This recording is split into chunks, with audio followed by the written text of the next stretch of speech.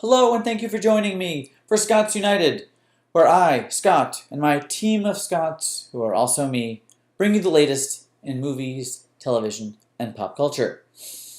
Now then, let's jump into Netflix and the Marvel canon. Now, as you are probably aware, you may know, there are 4 shows that have been running on Marvel. We have Daredevil, we have Jessica Jones, we have Luke Cage, and Iron Fist.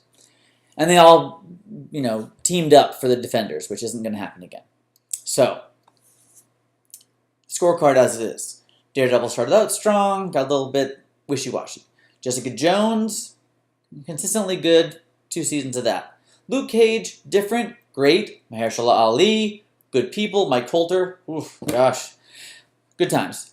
Iron Fist, shit the bed first season. Second season was better. I admit I didn't watch it. I was going to, I just didn't care, and I never got around to it. Now, recently they announced that Iron Fist and Luke Cage are canceled. Now, Marvel is starting their own streaming network soon. They might be wanting to team up Iron Fist with Luke Cage and do Heroes for Hire. No one's really saying. Apparently no one was watching Luke Cage. I was surprised. It was good, and the first season was great. Nonetheless, Daredevil, it was a little too violent. Second season, and I just didn't care as much. I have to say, though, as much as I am excited about Season 3 of Jessica Jones, Season 3 of Daredevil is pretty great. I mean, yes, there is, kung fu fighting and action scenes and, blood as they're hitting each other and boom, boom, boom. But there's depth, there's character development.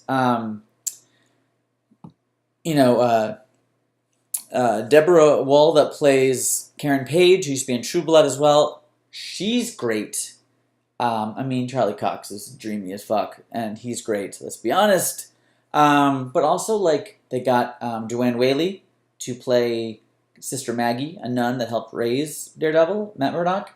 And Joanne Whaley, Willow, she was married to Val Kilmer. She was Joanne Whaley Kilmer for a while. She's getting up there now, but she's still bringing it, and she is really good as well. Vincent D'Onofrio playing the Kingpin. You really can't get any better than this. And it just delivers. It moves. It has a lot of heart, action, suspense, and I'll admit, I was doing some crafts and some sewing and some other things at first. I just kind of put it on as background noise. But by the second half, I was like, I have to just watch this. This is good stuff. So, if you haven't checked it out, or if you've gotten a little disillusioned with the Marvel canon on Netflix, I would say definitely watch Daredevil Season 3.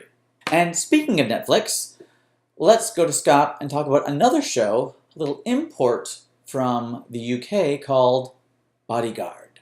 Hey Scott, well I recently watched Bodyguard on Netflix. No, it is not a remake of the Whitney Houston, Kevin Costner movie. It's just called Bodyguard. The Brits do it right.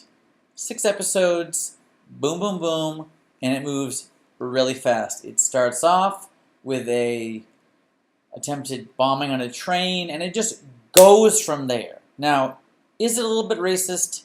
Yes.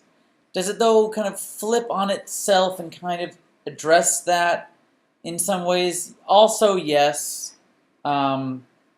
Certainly, you will become very accustomed and attuned to how the British system of people do things with, they have their CCTVs on the streets that record people, then the different positions that they have that are like our cabinet positions, and yeah, you're going to have to catch up with all that because it's not spelled out for you. It just moves. Again, 6 episodes. But is it intense? Yes. Is it well acted? Yes. Is it going to keep you guessing? Yes. So, Bodyguard. Netflix, check it out.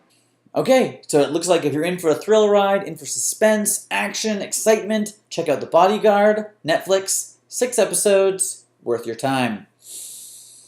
Now, it's been a while, so let's now take a turn and go back in time to the summertime and to Scott, where he will bring you another edition of Oscars Say What?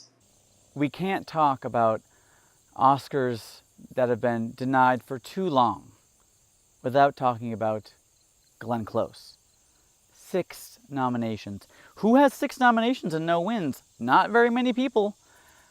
You go way back and you have The Natural and The World According to Garp, nominated for The Big Chill, where she was crying in that shower. That's that scene.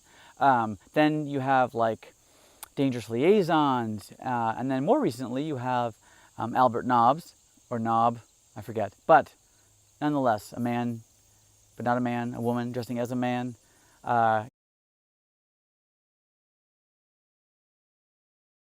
And you know, Glenn has Oscar buzz again this year for The Wife, the movie that she did with Jonathan Pryce that was out recently. Maybe this is it. Lucky number 7. I guess we can wait and see. Then again, maybe she'll sit there one more time and watch, you know, I don't know, Lady Gaga walk up and take the Oscar for The Star is Born. Hard to say. And thank you for joining me one more time. Thank you for coming back to me this week for Oscar Say What, for all the rest here at Scots United. I hope you have a safe, happy, and filling Thanksgiving season, and I will see you again next week.